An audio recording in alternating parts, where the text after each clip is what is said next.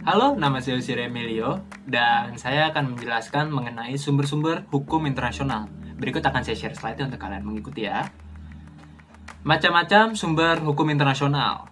Jika kita membahas macam-macam sumber hukum internasional, maka tercantum dalam pasal 38 Statuta Mahkamah Internasional.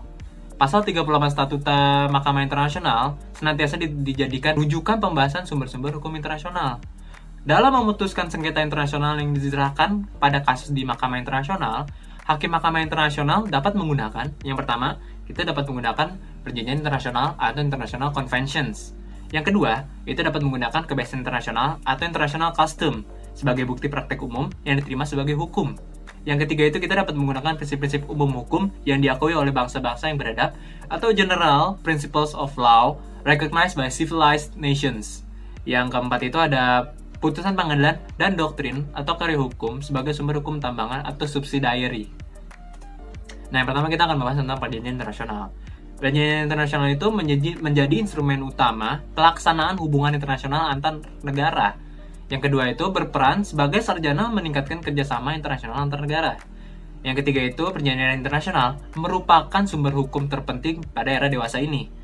Yang keempat, sumber hukum perjanjian internasional berperan sebagai perjanjian internasional dapat dikatakan menggantikan hukum kebiasaan internasional.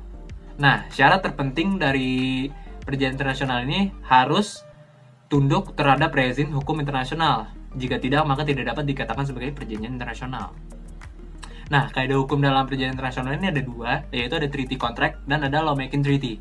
Treaty contract dapat ditemukan pada perjanjian bilateral, trilateral, regional, atau perjanjian-perjanjian yang sifatnya tertutup, tidak memberi kesempatan kepada pihak yang tidak ikut perundingan untuk menjadi bagian dari perjanjian. Lawmaking treaty, perjanjian yang menciptakan kaidah atau prinsip-prinsip hukum yang tidak hanya mengikat pada pesertanya, perjanjian saja, tetapi juga dapat mengikat pada pihak ketiga.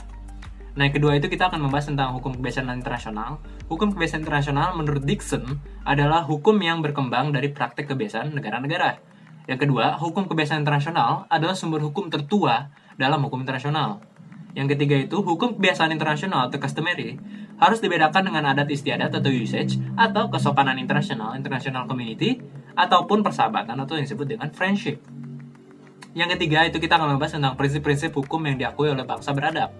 Prinsip umum merupakan prinsip-prinsip hukum secara umum tidak hanya terbatas pada hukum internasional saja, tetapi mungkin prinsip dalam hukum internasional perdata, hukum acara, hukum pidana, hukum lingkungan, serta hukum yang lain-lainnya yang diterima dalam praktik negara-negara nasional.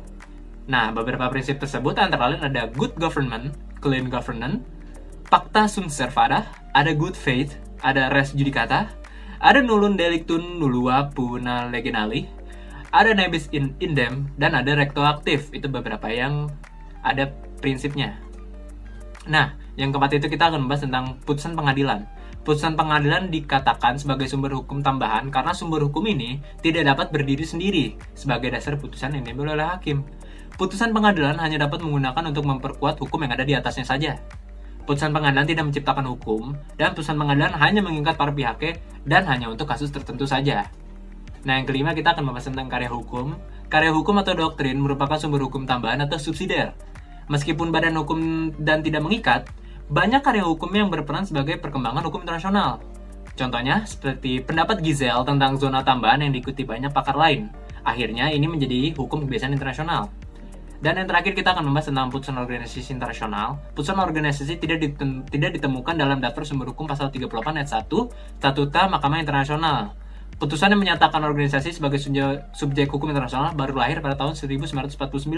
Alasan lain yang dikemukakan beberapa penulis hukum internasional adalah karena keputusan organisasi internasional sudah tercakup dalam hukum kebiasaan internasional maupun treaty. Putusan organisasi internasional hanya dapat mengikat anggota saja. Putusan organisasi internasional dapat menjadi bukti praktek hukum kebiasaan internasional. Nah, saya baru saja menjelaskan beberapa sumber-sumber hukum internasional. Semoga kalian semua dapat mengerti apa yang saya jelaskan, dan jika ada kurang saya mohon maaf. Kurang lebihnya saya akan pamit undur diri. Terima kasih dan selamat belajar.